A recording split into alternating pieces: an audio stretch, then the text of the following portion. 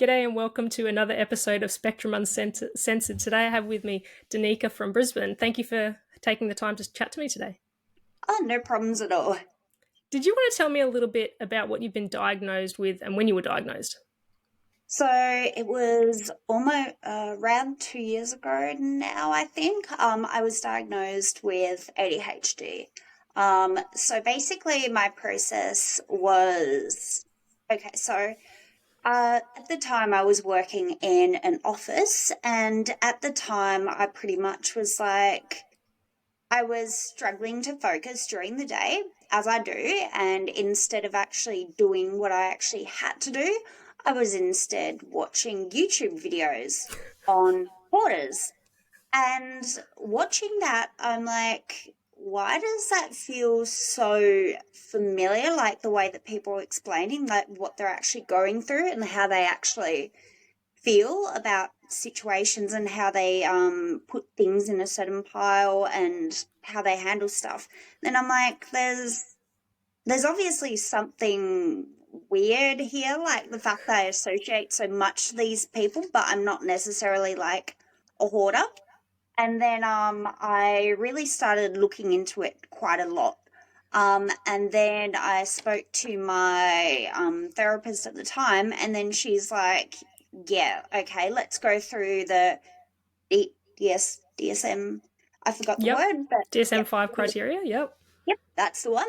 So she went through that and she started talking me through that, and she's like, yeah, that kind of indicates that you're most likely on the ADHD spectrum. And so that was like, okay, cool, fantastic. Now, what do I actually do about that? Because like it's becoming like a huge issue where like days will go by and I just barely get anything done. Like I just, for so long, I'd be sort of just coming up with reasons why I couldn't do something and couldn't figure out why I couldn't do something. Like I was getting very, very good with excuses Yep. and coming up with creative ideas why I can't actually do something, as opposed to actually doing it to start with. And then I'm like, cool, so what do I sort of do from there? And she's like, yep, go to your doctor, tell your doctor that you want to be like, that you want to go see like a, what's the word? Psychiatrist. Psychiatrist is the word. Yep. Yep. And so I went from there, and my time with the psychiatrist was terrifying, to say the least, because I went into that scared, because I'm like, well, what if he says that like I'm all kind of making this up or anything like that? And then I was reading online for like ages about like what the psychiatrist appointments are like, what it's like, what they go through, what they ask. And then so I saw online like a lot of people in their school reports would say something. I went through a phase like years ago where I got rid of like all my school reports because I thought they were quite negative, because they always said she's off in her own world, she's really good when she focuses on one thing, but then everything else she's like distracted by everything else around her. Yep. And I remember when I did modelling as a kid, I tried doing it and I thought, oh yeah, this would be great. And then like halfway through, I get distracted by glitter on the floor and other things just floating around that I couldn't actually focus at all. And then when looking back in time, all this stuff, and especially when my grandparents had this thing on my door as a kid where it said, keep keep this door shut, please, in big, big words.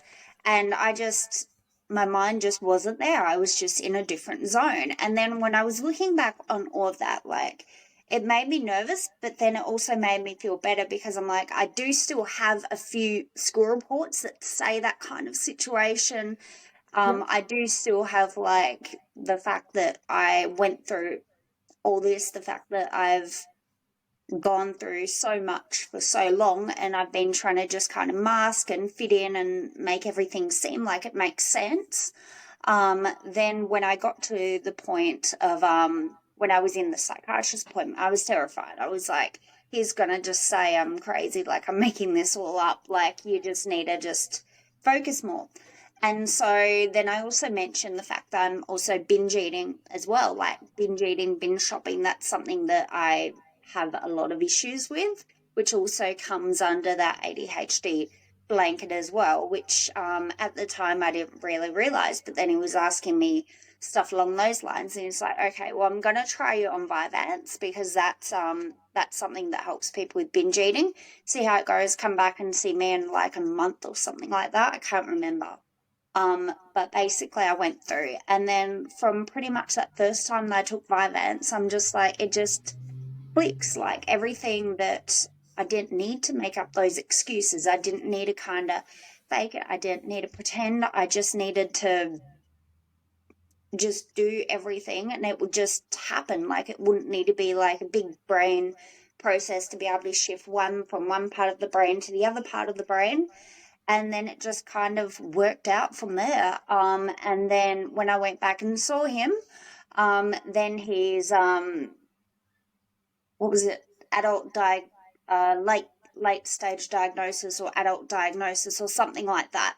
At the time when he said that, I was just like, oh my god, that is like such a relief for me, because like for so long, like I just thought I was lazy. I thought I wasn't good enough. I thought I just got distracted too easily. I thought like there was so much that I couldn't do. And even though the fact that like I made it through uni and things like that, I made it through by simply doing everything at the last moment possible, where I'd miss really obvious glaring things. I'd even in school and things, like it was just throughout my whole life there was like all these little bits and pieces that I never actually worked out was because of this. And for so long, like I was scared that it might be bipolar or something like that, because my family does have a history of that. And to know that like it's not that there's actually something that actually explains it, that Vyvanse actually, it's changed my life in so many ways, that I can actually do my job. I can actually be a successful human. I can actually get from like one place to another place and kind of make my way there without any like distractions and without being off with the fairies, as they used to say when I was back in school. So knowing that like that it can happen, and the fact that it just happened through watching an episode of Hoarders when I was meant to be doing work, I'm just like, yep, it makes sense. I love those epiphanies from people. Like it's everyone has like a different moment in their life where they realize they have that aha moment and they're like, hang on a second, that feels very familiar and relatable. And now with all the media and all that kind of thing out there in social media, where we're seeing more people posting about things like ADHD and how it affects them on the daily basis, and then you're kind of going, well, that's me too. So it kind of, it's liberating and it's empowering, because you're kind of getting that answer before you even really get the answer, and you start to feel better about yourself straight away. But Yeah, it is, there's such a knock-on effect, because I know there's days where I'm like, there's something on the floor and I'm like, I just need to pick that up, and I'm standing there, I'm like, just pick it up, and I can't pick it up, and people are just like, come on, seriously. And as you were saying, with like going to a psychiatrist, you'll be thinking, with that whole thinking of, is he gonna just think I'm crazy? So many people do think that. They don't think ADHD exists, but it's so real, and it's just, it's, yeah, there's so many stigmas and things like that attached. And then you go into a spiral. Like if you stress more, you eat more, and it all interconnects. And it's, yeah, I have similar problems. When I get really stressed out, I just start eating a lot of really bad foods. And recently I've been through a lot of stressful situations and I've put weight on. I know I'm only just starting to lose it again, because I'm now on anxiety medication to yeah, kind of, you know, calm my brain down. But it's kind of, it's just chaos in your brain all the time, and it must feel really good. I haven't gone down the medication path yet. I was only diagnosed last year, but I have a feeling stimulants won't work for me. But it must be really good to just literally, all of a sudden, like the fog must just lift, and all of a yeah. sudden it's like, yeah, it just must be an Like amazing feeling. For years I've just been sort of coping like with these own things I've sort of come up with on my own when when I've discovered later on that this is what other people do to be able to cope. Like when I see like a big pile of stuff that's overwhelming, I just quickly just chuck it all into a basket, just get it out of my face, and I'm like, I'll just handle that at another time. Like if I see something that's like if it looks chaotic, I'm just like, nope, not even going to try and sort it. You're just all getting chucked in a basket, and then that makes the immediate area easy, so I can target those individual areas, because otherwise there is no way I can work through that. Like even with my medication, like I'm not perfect, but it does help a lot in being able to just place everything into the right zone, being able to just focus and being able to live life basically. Yeah, I get really triggered by clutter, but then I have a real problem with cleaning up clutter. And I'm always like trying to go, okay, one room at a time, just do this room today and then move on to another room another day. But then you also have, I don't know, like you've got organization, but in a chaotic way. Like you've got piles of things around and you're like, don't touch that pile because I know what's in that Yeah, pile. And I that know, that's the thing. systematically. Like trying to explain to my partner, like when he texts me randomly when I'm at work, he's like, where is this? And I'm like, I know in my brain where it is, like I know exactly where it is, but trying to explain it to you will like destroy me. So I'm like, it's just easier, just leave it. I will deal with it when I come home. And even if I don't deal with it straight away, it may be 6 months, but I will eventually deal with it when I clear through the other stuff. And I'm like, it's exactly where. And then sometimes I do this thing where I'm like, I put things in a space that makes sense, but what makes sense to me changes from day to day. So then I've just kind of gotten used to like a few different places that are my make sense piles in different rooms. So that's kind of how I manage. Otherwise, I'm like, I just lose my stuff way too often. And I've also like attached tiles to everything. Like attaching Bluetooth finders to literally anything that I use daily, because I will lose every single thing daily. Even with medication, it just happens because my mind just is not switched on to everything at the same time. So that's It's my just, favorite hack, just attaching Bluetooth tiles to basically anything that is remotely important to get my way through it. That's a good idea though, because it is. It's like there's that push pull, and then your mind's constantly busy, and you just can't focus on one thing. And that's really the only way to describe it is, when they say, oh, look, a squirrel, that is literally how to describe it, because you'll like, even I go walk for walks with my friend who's also, she's the same diagnoses as me. She's autistic and ADHD, and we'll be talking, and it's really nice to talk to people that have the same diagnoses, because we just get each other, and we'll be walking along and we'll be talking about something, and I'll be like, oh, look at that dog, and then I'll just go straight back to what I was saying. So you kind of just, but you also do that because you're scared you're going to forget what you were going to say, so you kind Yeah. of, it's hard because it's seen as being really rude as well, because you'll kind of interject in a conversation when you probably socially shouldn't, but it's just our way of going, okay, we need to put our 2 cents in now because we're going to forget. If you talk for another 5 minutes, Yeah. we won't know what we were going to say. Like, And so often, I'm prompting people. I'm like, I was talking about this, because I'll just lose my thoughts so damn often. So I'll just be like, I was saying this, and then they're like, is it this? And I'm like, no, but it was related to, the sky is blue. Oh yeah, it was about the weather in Spain or something like that. Like, it's just the most it, my brain finds it connected, but no one else will find it connected. So I just have to backtrack so often. And yeah, my partner's like, yeah, you just like brought up like completely unrelated things in like 2 minutes. And I'm like, but it's all connected in my brain. It's just wired in a different order. So, yeah, on the outside, it's just bizarre, but for us, it's just normal.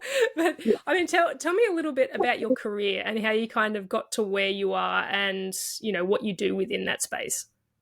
So I work as a reporter with the Courier Mail. Courier. Courier Mail. My pronunciation isn't the best all the time. But basically, yeah, when I was in uni, I could have, if I had my medication when I was back at uni, it would have helped massively. But at that point, I was just basically just trying to get through every single day. And when I was younger, I was diagnosed with, and well, younger as in like a few years before ADHD, but it was very obvious that I had anxiety from a very, very young age. And for me, my anxiety kind of helped me because it put that extra pressure on me that if I don't do this, then it's just going to lead to like the worst chaos it's going to lead to the end of the world. So that kind of pushed me to where I need to go. But yeah, for so long, like my anxiety and my ADHD kind of worked against me for so long. When I graduated uni, like I had that anxiety of like being not good enough and everything like that because I was scared of, because I know in journalism you have to find your own stories and things like that. Like it's not always going to be someone telling you what stories you need to do. It's also a lot of finding your own stuff. And for me, I was scared of that because like I'd get distracted and I'd be like, oh yeah, I have this idea, and then I wouldn't know how to actually put that in words and actually make that make sense and turn that into like an actual idea. And yeah, so it went like all over the place, where I did like a lot of online writing and things like that about certain things. And it ultimately kind of led me back around a path that brought me to here where I'm at now. And now doing this, now that I'm actually medicated, like if I did this when I actually graduated uni 10 years ago, there would be no way I'd be able to do what I'm doing right now without it. Like being able to just execute an idea from like start to finish, come up with like a story and then plan out like how I'm going to do it. It doesn't always make a lot of sense to other people other than me. And I've found that for me, if I don't have everything laid out in like some sort of spreadsheet or some sort of list, like of things I'm working on, I just can't keep track of what stories I'm doing or anything that's even happening. So unless I have it written down somewhere, there is no way my brain could get that all from there to there. So I just have to like keep notes on my phone, and then I lose the notes, which is really helpful. So then I try and stick in certain keywords and then search by the keywords, and it's very chaotic. But now that I've realized that my anxiety and my ADHD are working really well together, and especially the ADHD side, I find that more as a strength because of how my brain like associates things. It can come up with story ideas from nothing pretty much and make it into something. So, if anything, I think it's made me be more creative because I've realized that my brain has that little shortcoming in so often that I've had to deal with certain things that I've had to kind of make new mental pathways to be able to make things make sense. It's very confusing what goes on in my brain, but I'm like, if I hadn't have gone through everything that I did in my 20s and went through all that, then I wouldn't be doing what I am as successfully as I am now. And in the role that I'm doing, like I try and spotlight like as many different people, like from diverse backgrounds. Like it for me, because I work online, like I'm in the digital space, it's a lot of things that aren't what society normally deems as normal. So it's usually any anyone that like does something a little bit different or has like a different view of certain things. Like I'll just sort of go all out there with like the stories that I do. And that's a bit for me where it's like giving back a bit in that I can highlight people that are different and make them seem normal in a way that seems normal within their community of their brain space. I don't know, it's confusing, but that's why I write like 10 million drafts until I get my words in a way that makes sense, and the end result is fabulous. It's just, yeah, you don't want to be sitting in my brain when I'm actually writing and coming up with ideas and things like that. It sounds like your personal story is very much kind of based on adaptability. Like you found a way to adapt all these things. And I mean, anxiety is very much fight or flight mode. And it sounds like you've kind of managed to tap into the fight mode to then be able to kind of counteract that ADHD component. And it's really interesting. I've not spoken to anyone yet that has kind of drawn that conclusion with those things. But it's also like I spoke to somebody yesterday who's ADHD as well, and he's written a book about ADHD, and he was saying very similar things to you about not being able to kind of construct words properly, but like knowing what he wants to say, but not knowing how to kind of put it into words that make sense. And he was telling me, I can't remember the name of the app, but when I remember it, I will mention it.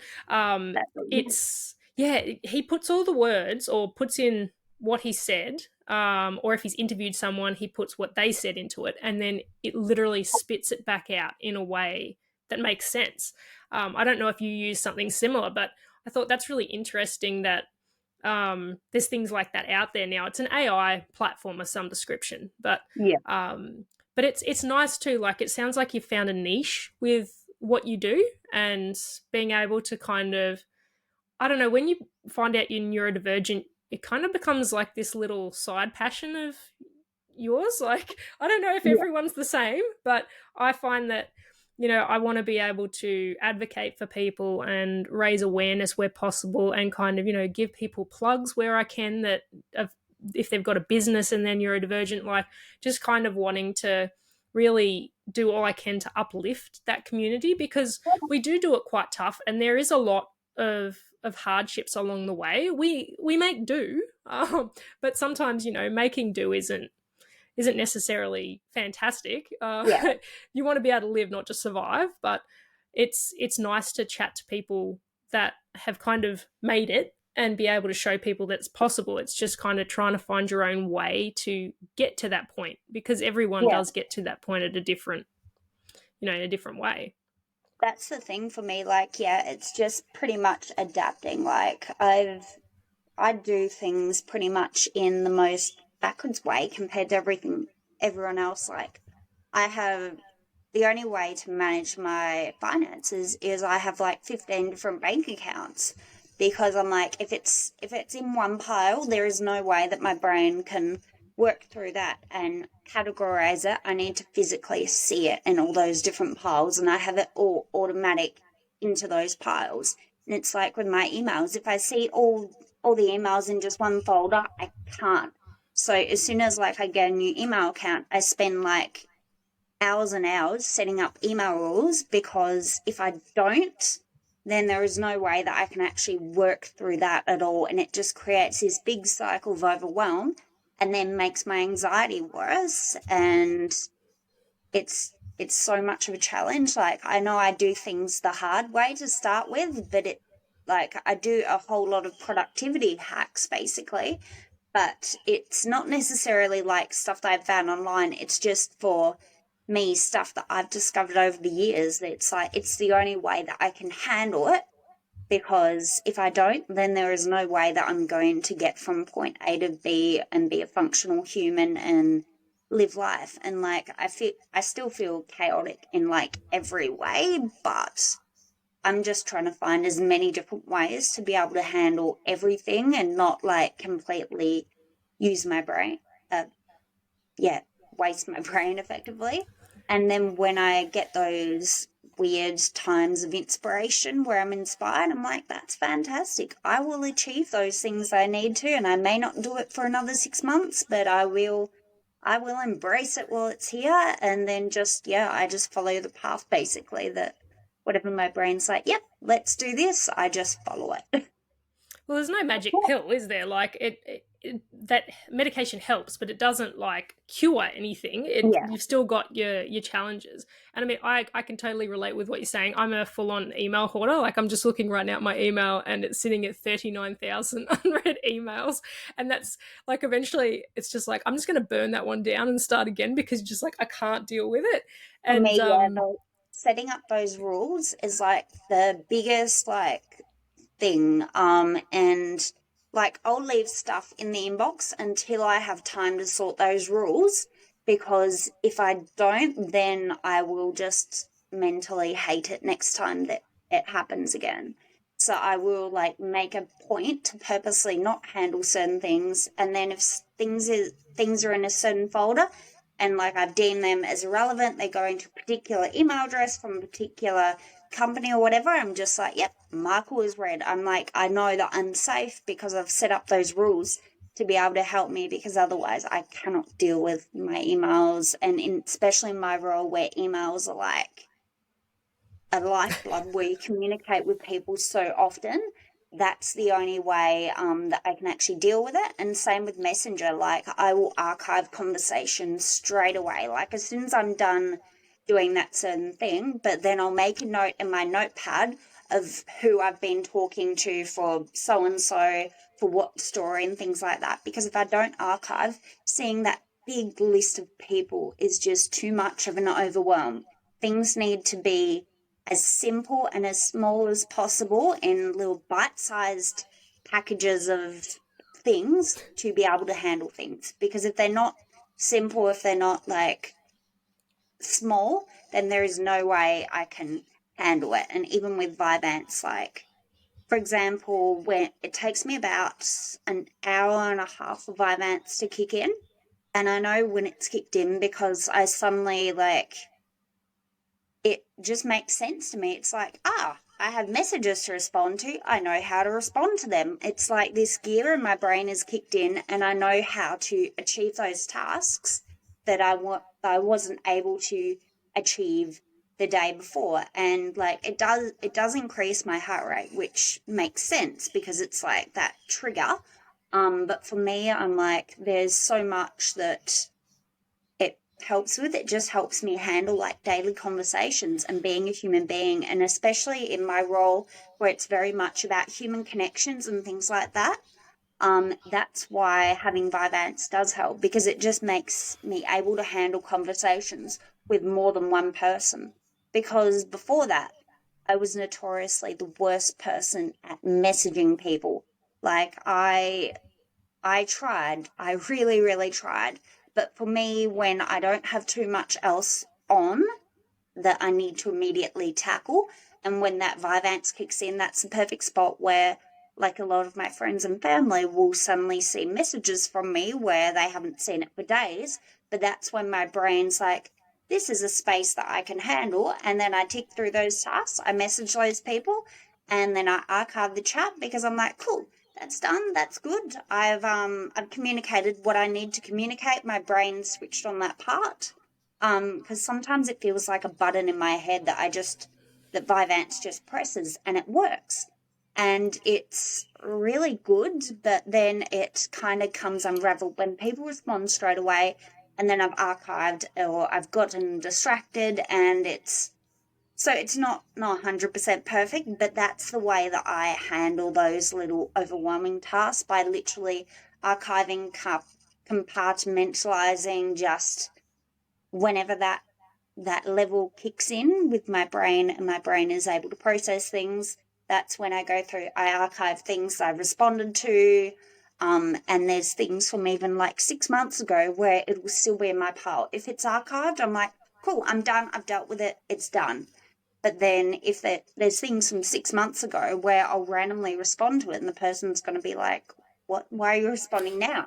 But it's been in that pile for so long and it hasn't been archived, so it's still there, but I just don't have capacity to be able to deal with it. And that's also something that I think is really important too, being aware of what capacity I have and not taking on too many projects, because that is something that I do a lot.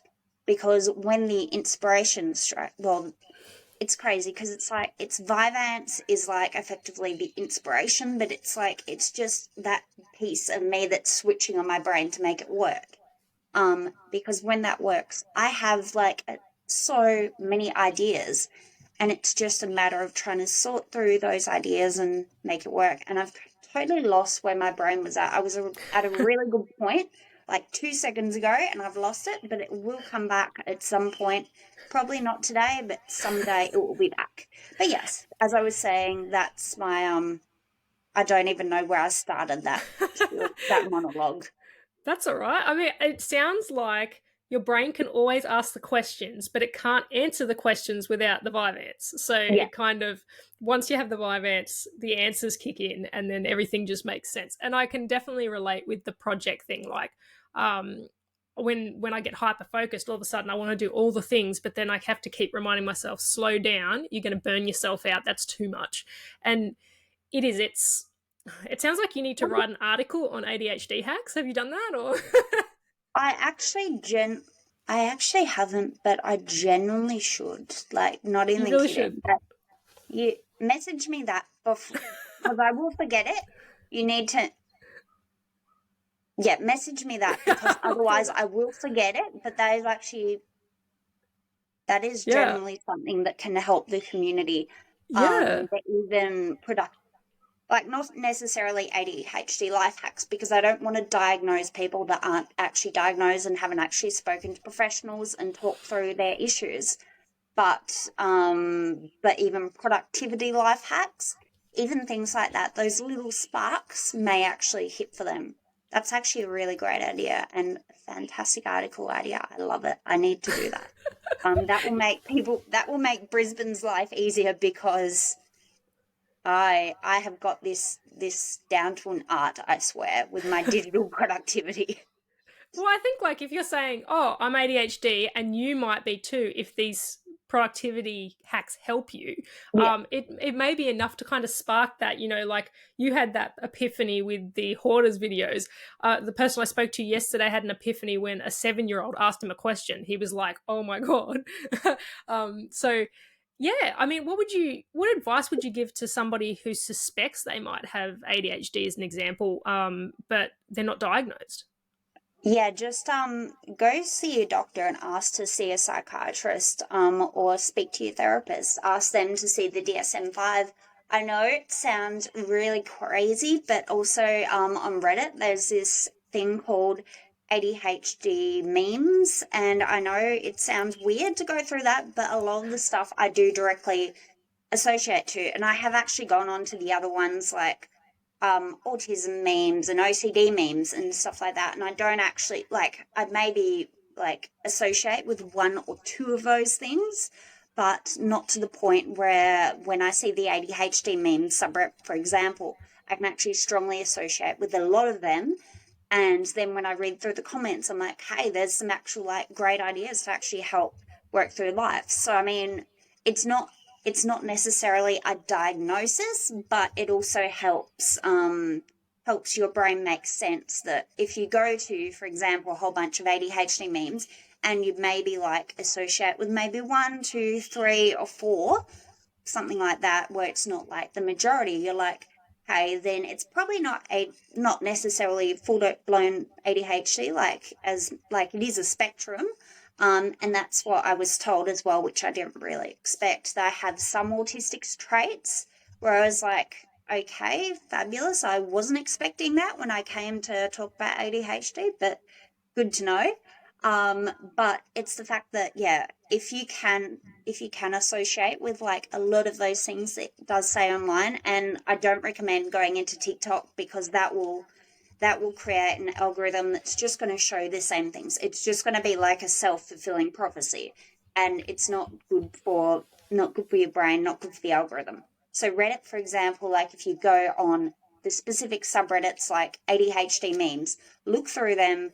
It sounds crazy, but if you can actually associate with some of those and there is not another reason why you think it makes sense, then that is kind of what I'm thinking is probably going to be the best way to go about it. And then also do that thing where you look at the other ones, where you look at the other memes, some Reddits like OCD OCD memes, autism memes, go through those as well. If you're not feeling a strong correlation between any of them, then there's a good chance that you don't necessarily have it, that there may be something else, because it's complicated, like ACD, not even what I'm talking about, but ADHD can share parts with other sort of diagnoses. So it's good to look at those things, but don't be invested in it. It's only if you see where almost every second thing is something you can strongly relate to, then that is a point where you should seek out a doctor. But again, don't go on TikTok. That's just going to show the algorithm that you like that stuff, and it's going to keep on showing you to the point where it's going to become a self-fulfilling prophecy. You're going to emulate those things without even realizing, and it's just not going to help you as a whole. But if you seek out specific things online, like as I mentioned, Reddit is a fantastic resource for specific pointless little things, that way, and it won't directly affect your algorithm or your viewing habits anywhere else, so your body won't naturally start emulating those things. So if you go into it with a clear mind, have a look at those, see, hey, if you are associating with a lot of those things, and you look at those other subreddits as that focal point where, like, you're like, okay, there is, like, I've heard a lot about this diagnosis, and there's a good chance that, like, I don't have that. Read all those as that focal point to start with. See if you associate with any of those memes, and then go to the ADHD one. Look at those memes.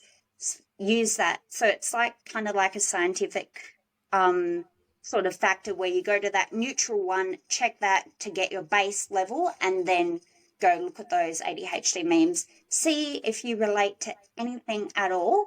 If it is strongly every second thing, then there's probably a good chance it is worth talking to your doctor, seeing a psychiatrist, trying out medication, seeing if that helps, and sort of going from there. But don't just say that you are, because TikTok, it's all over your TikTok algorithm. That is the worst thing you can do. It is bad. It's bad for your brain to keep on looking at that stuff. And just seek stuff out yourself, but just be wary. The more you watch it on YouTube, TikTok, Reels, Shorts, that is going to influence your algorithm. It's going to make you see that stuff whether you are or not, and you're going to start thinking that way. The best thing is independently seek out things. And that was a very long way to say that, but don't break your algorithm looking into this. I love that. It's ADHD memes written by ADHDers for ADHDers. So, you might as well use what's out there. I love that.